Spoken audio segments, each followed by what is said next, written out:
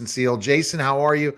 And man, we're getting closer and closer. You just keep telling me how people are getting so excited about your back. Oh yeah, I'm excited. People are excited. You can feel it. Just to get the new stuff rolling, the new lines rolling, and the new website rolling, and I think it's going to be good. And like you're already seeing it since you've been starting to look at getting your line together and stuff. I saw the feedback. Everyone was excited about the kids line. Yes, I'm excited for that. Just because, like I said, everybody has kids these days, and there's a bunch of people like, oh, my kid wants to model it, and we can put it on him and or her, and oh, it's gonna be. We'll have some funny kid sayings. I've already started thinking about that stuff. Similar to like the sayings and the puns I have on the adult shirts. But as far as the sayings go, just some different takes on the logos and some different layouts, colors. There's a lot to do there. And we're going to be looking at like a lot of different partnerships as we talked about. And I'm sure that you've been networking and having these conversations with people about the relaunch, right? Yes, I have a network event next week in Pittsburgh, and it's I just joined it, and it's Pittsburgh Collective, and it's going to be. I already started planting a seed at the last event, and people were like, "That's really cool," because it's different.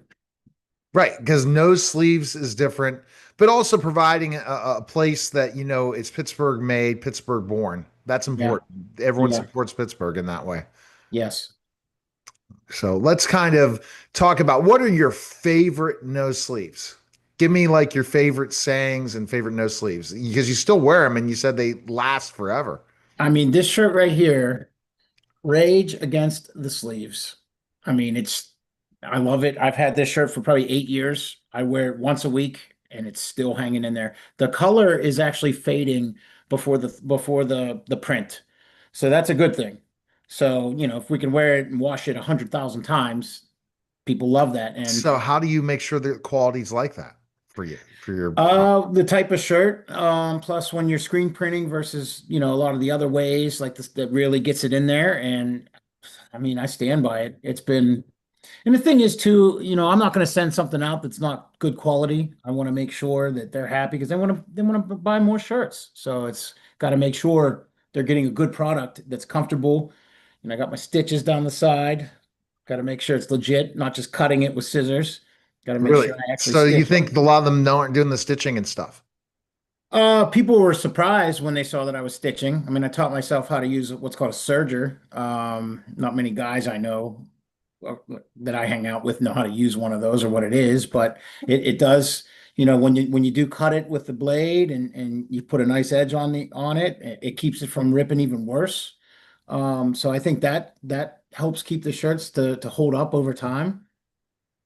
Um, That's cool. yeah. And the events you talked about networking event, but you're going to have your first event where you're going to be selling shirts in person is in August, is in September, right? You talked about that. Yes. Yeah. Yes, that's for the Rise and Thrive Wellness Festival.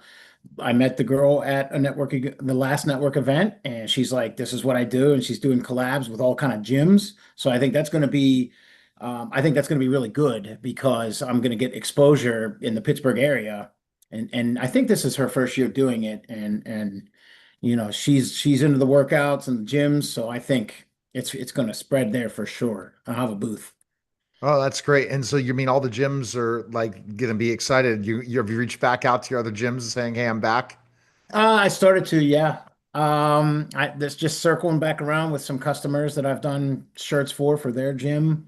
Um, just seeing who around Pittsburgh would be interested, and even carrying, if I can do like Neil Haley's gym, if I can do your shirts for your gym, and then also maybe get some of mine in there, and then they start seeing those and things like that.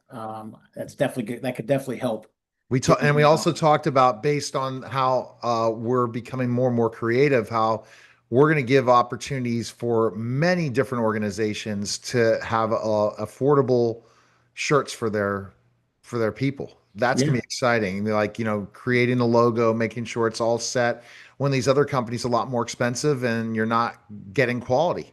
right. Right. I mean, I've had a couple gyms in Pittsburgh.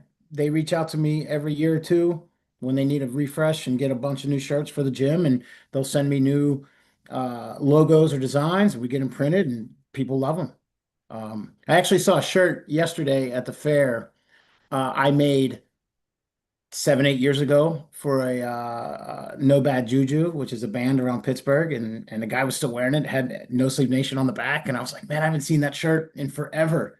So that was kind of cool seeing it. I wanted to talk to him and say hi, but I'd just be like, It's oh, it's cool when me on they the you get back. to see your shirts everywhere, right? Yeah, yeah, and I still see him here and there at the gym from when I sold him years ago. And what are the rules if you try to put something together that's like branded company and stuff? How do you go through getting that done?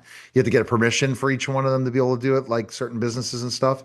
Yeah, or just most businesses or nonprofits that I'll do them for. They just send me their stuff and then I just get it printed.